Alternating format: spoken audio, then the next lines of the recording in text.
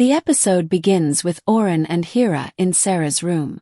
Orhum and Hira approach her to tell the girl that they got married.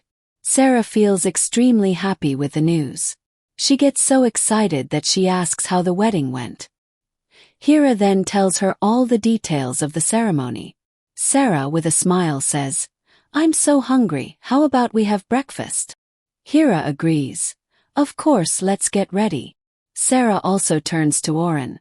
"Dad, let's make breakfast together." Orhum agrees, and it is at this moment that they truly become a family. Together they go to the kitchen to prepare the meal. While Orhum and Sarah prepare an omelette, Sarah asks if everything is okay. Orhum replies, "It's perfect, now let's put it in the pan." They make breakfast, and Hira watches them by the side. The day begins beautifully, as if nothing extraordinary had happened. Hira, with a happy look, says to Orhum, "What a wonderful day, we got married and are making breakfast, it's like a dream." Orhum approaches her and replies, "It's like a dream, but it's real, and actually, I'm waiting for tonight."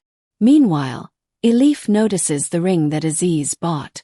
She feels confused about what she is feeling, but a smile appears on her face.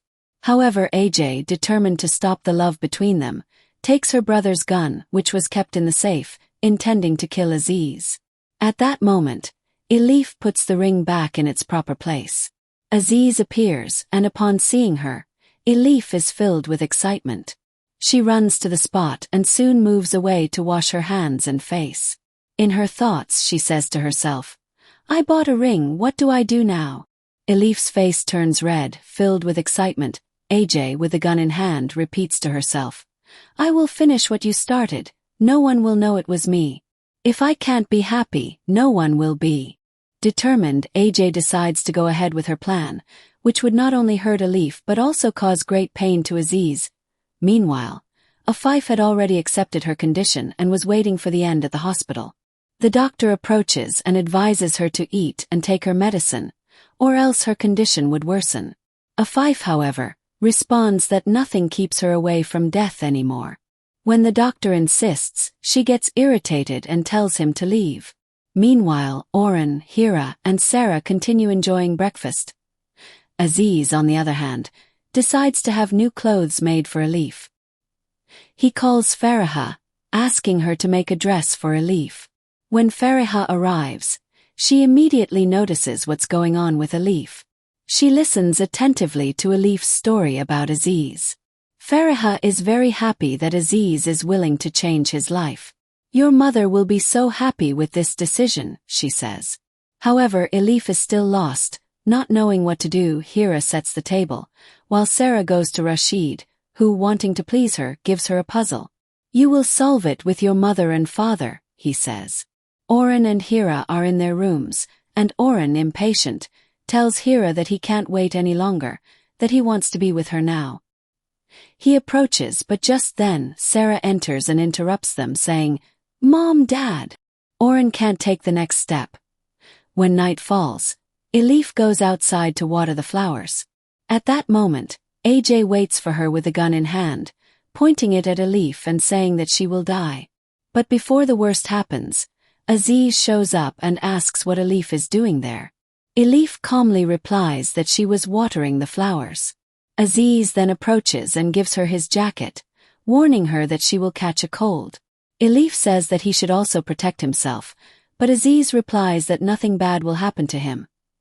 Later, Sarah shows the puzzle to Orhum and tells him that her uncle gave it to her. "He said I could solve it with you," Sarah says. Orhum, smiling, asks her to remind him to thank the uncle someday. Hira smiles as she hears this, while Orhum anxiously waits for the night. Elif looks at the stars and comments, "They're so beautiful tonight, Aziz. I like to watch the stars because I can't sleep well. I always try to turn the night into day.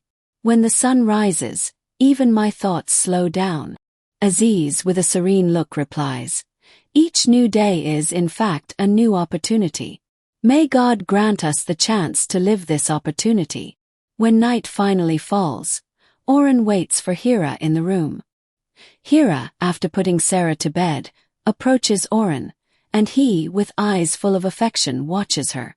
Soon they notice a pomegranate on the bed, and Orhum, repeating a tradition Hira learned in Eritrea, approaches Hira and says, "I've always dreamed of this moment. Now I'm free from everything that separated us. All I have left is to smell you and be one with you." But just as they're about to get closer, the doorbell rings. Orhum looks at the door and sees Sarah, who says, "I thought you were sleeping, I got scared." Orhum with tenderness replies, "Even if we're sleeping you're safe, don't be afraid." Sarah, still anxious, asks, "When I woke up, you weren't with me, I got scared. Can we sleep together?" Orhum, without hesitation, hugs her and places her back in bed, saying, "Of course, daughter, you're safe here."